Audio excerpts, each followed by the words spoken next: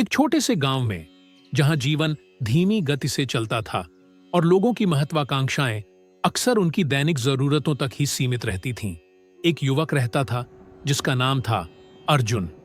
अर्जुन मेहनती और ईमानदार था, लेकिन उसमें एक कमी थी। वह संतुष्ट रहने वाला व्यक्ति था। उसे अपनी वर्तमान स्थिति से कोई खास शिकायत नहीं थी और वह भविष्य के बारे में ज्यादा सोचने की जरूरत महसूस नहीं करता था।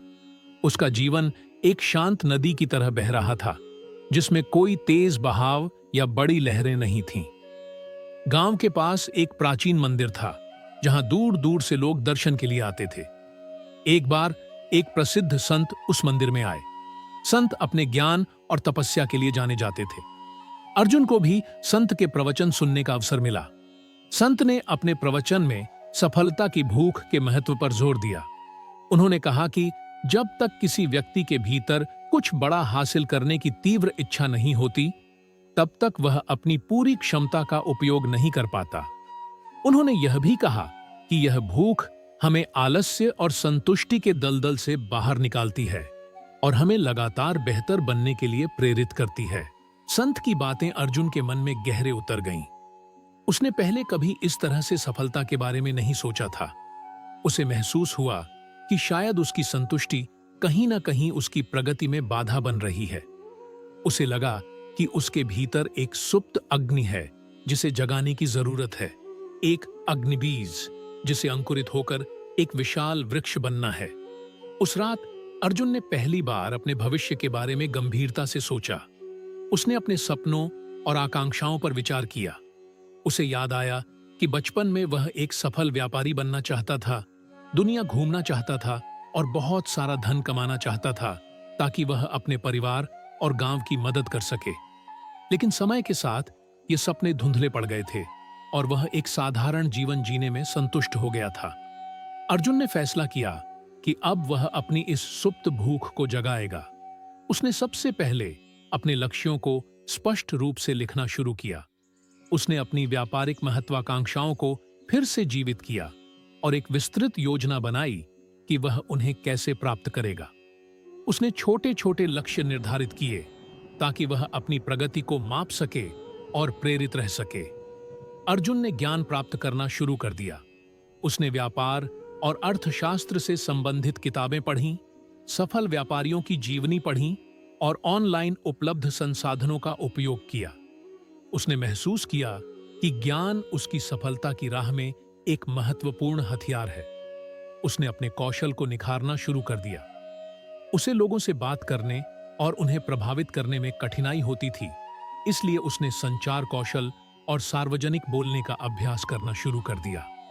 उसने गांव के बाजार में छोटे मोटे व्यापार करके अनुभव हासिल करना शुरू किया। अर्जुन को जल्द ही एहसास हो गया कि सफलता की राह आसान नहीं है। उसे कई मुश्किलों और असफलताओं का सामना करना पड़ा। उसके कुछ व्यापारिक प्रयास विफल रहे और उसे कई बार निराशा भी हुई। लेकिन इस बार उसके भीतर की अग्निबीज उसे हार मानने नहीं दे रही थी। संत की बातें उसके कानों में गूंजती रहती थीं और वह अपनी भूख को लगातार बनाए रखने के लिए प्रेरित होता रहता था। उसने अपनी असफलताओं से सीखा। उसने हर गलती का विश्लेषण किया और अगली बार बेहतर करने की कोशिश की। उसने सकारात्मक लोगों से सलाह ली और उनसे प्रेरणा प्राप्त की। उसे समझ में आ गया था कि असफलता सफलता की ओर बढ़ने वाला एक कदम है। अर्जुन ने अपनी सोच को भी बदला। उसने नकारात्मक विचारों को त्याग दिया और सकारात्मक दृष्टिकोण अपनाया। उसने खुद पर विश्वास करना सीखा और अपनी क्षमताओं पर भरोसा रखना शुरू कर दिया। उसे पता था कि अगर वह कड़ी मेहनत करेगा और अपनी भूख को जिंदा रखेगा, तो वह निश्चित रूप से अपने लक्ष्यों को प्राप्त करेगा। धीरे धीरे अर्जुन को सफलता मिलने लगी।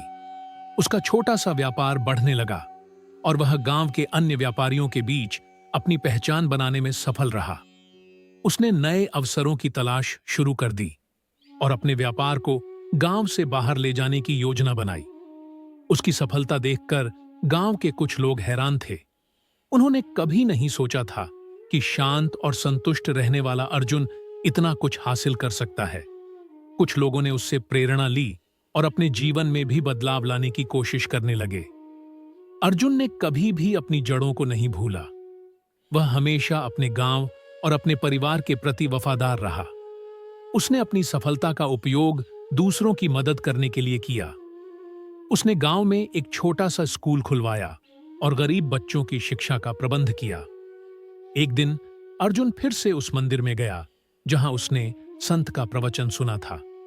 मंदिर अब और भी ज्यादा भव्य और समृद्ध हो गया था। अर्जुन ने संत को धन्यवाद दिया, जिनकी बातों ने उसके जीवन को बदल दिया था। संत ने अर्जुन को देखकर मुस्कुराया और कहा, बेटा, मैंने तुम्हें तभी पहचान लिया था कि तुम्हारे भीतर एक प्रचंड अग्नि छिपी हुई है। बस उसे जगाने की जरूरत थी।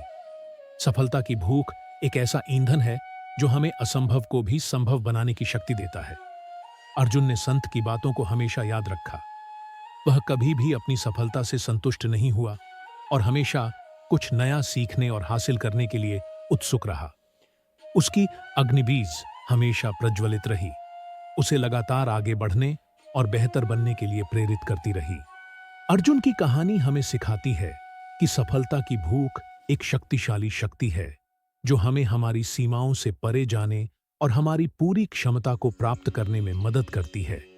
यह भूख हमें आलस्य और संतुष्टि के जाल से बाहर निकालती है और हमें लगातार प्रयास करने और बेहतर बनने के लिए प्रेरित करती है।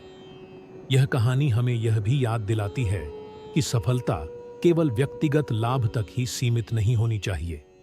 सच्ची सफलता वह है जो हमें दूसरों की मदद करने और समाज में सकारात्मक बदलाव लाने में सक्षम बनाती है। अर्जुन ने अपनी अग्निबीज को न केवल अपनी सफलता का स्रोत बनाया, बल्कि उसने इसे दूसरों के दिलों में भी प्रज्वलित करने का काम किया। उसने दिखाया कि हर किसी के भीतर एक ऐसी भूख छिपी होती है जिसे पहचान कर और पोषित करके वे अपने जीवन में असाधारण चीजें हासिल कर सकते हैं।